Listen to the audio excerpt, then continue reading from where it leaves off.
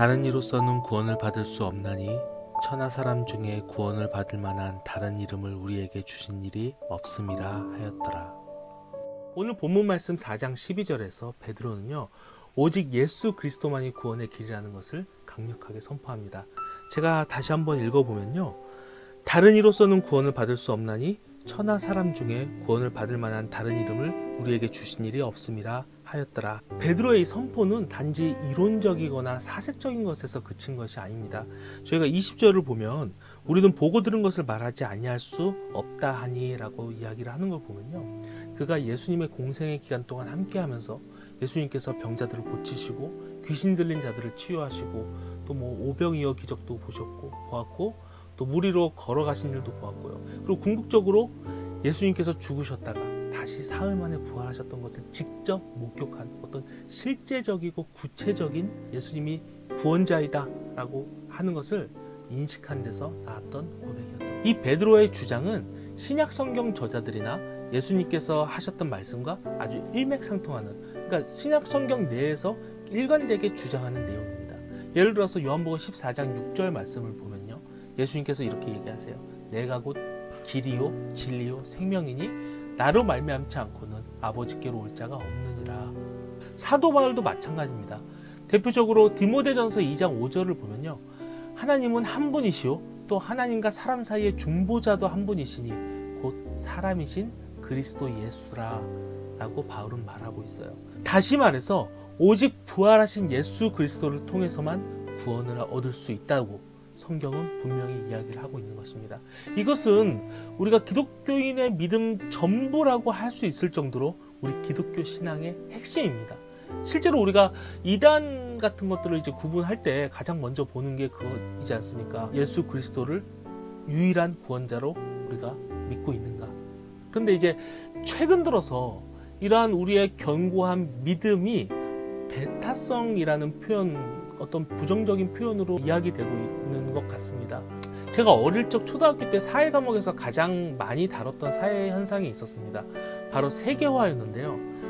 교통과 통신이 발달하면서 이제 교류가 잘 없었던 타 문화나 사람들과의 접촉이 잦아질 것이다, 이런 내용이었습니다. 그러면서 이 세계화 시대에 우리가 갖추어야 할 가장 큰 덕목을 이야기를 하는데요, 상대방을 이해하고 세상에는 생각과 문화가 매우 다양하기 때문에 그것을 인정하는 것, 그것이 가장 큰 덕목이다 라고 이야기했던 어떤 기억이 납니다.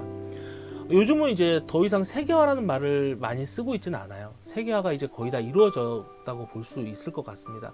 이제는 지구 반대편에도 하루 만에 갈 수 있고요, 다른 나라 사람들과도 SNS 같은 것을 통해서 즉석으로 대화를 할 수 있을 정도로 통신도 매우 발달했습니다. 이러한 현 시대를 살아가는 우리에게는 다양성과 다원주의가 절대적으로 당연한 것이 되어버렸어요. 다른 문화와의 교류가 많아지기 때문에 서로 간의 안정적인 공생이 이 시대의 가장 중요한 문제로 대두되고 있는 것이에요. 거기에 따라서 이제는 평화라는 것이 굉장히 중요한 가치가 되어버렸습니다. 그래서 이 평화를 유지하기 위해서, 다툼과 전쟁을 피하기 위해서 서로가 서로를 인정하면서 나아가는 것이 어떻게 보면 우리 시대의 궁극적인 목표고 이데올로기가 되어가고 있다고 볼 수 있습니다. 근데 우리가 명심해야 될 사실은요, 이러한 현시대적 이데올로기가 물론 장점도 많지만 때로는 우리 크리스찬들이 자신도 모르는 사이에 우리의 신앙의 핵심, 즉 오직 예수님만을 통해서만 구원을 얻을 수 있다는 우리의 믿음의 본질을 흘릴 수 있다는 어떤 치명적인 단점이 있다는 사실입니다. 코로나 시대에, 코로나 이전부터도 세상의 사람들은 기독교를 싫어했습니다. 그 가장 큰 이유는 기독교가 배타적이라고 생각하는 것 때문입니다. 세상에 다른 종교도 많고 다른 생각도 많고 다른 가치관도 많은데 왜 너희는 유독 너희만 옳다고 하느냐, 왜 너희는 구원이 오직 성경, 오직 예수님의 부활에만 있다고 하느냐라고 하면서 현재 세계화 시대에 가장 타당해 보이는 평화와 안정이라는 어떤 가치를 우리의 신앙의 궁극적인 고백 앞에 두려고 하는 것입니다. 오늘 본문에서 베드로와 요한 그리고 이 당시에 초대교인들이 마주하고 있던 세상도 크게 다를 바가 없었습니다. 초대교인들이 왜 그렇게 핍박을 많이 받았나요? 팍스 로마나로 통일시키려고 했던, 그래서 내부의 안정과 단결을 도모했던 로마인들이 이제 그들을 그렇게 핍박했던 것 아닙니까? 또 유대교적인 세계관에서 벗어나지 못하고 있었던 유대인들이 종교적인 신념을 가지고 그들을 그렇게 핍박했던 것 아닙니까? 우리는 우리에 대한 사회적인 비판을 잘 구분해야 할 필요가 있습니다. 우리의 말이나 행동, 정치적인 행위 같은 것에 대해서는 비판을 겸허하게 받아들이고 고쳐나가려고 노력해야 될 것입니다. 분명히 기독교는 사회와 단절되어서는 안 되는 것이기 때문입니다.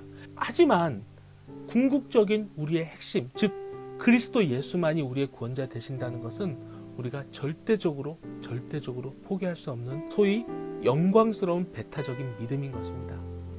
사랑하는 청년 여러분, 오늘 베드로와 요한이 재판받던 공회에는 부활이 없다고 믿던 사두개인들도 있었고요.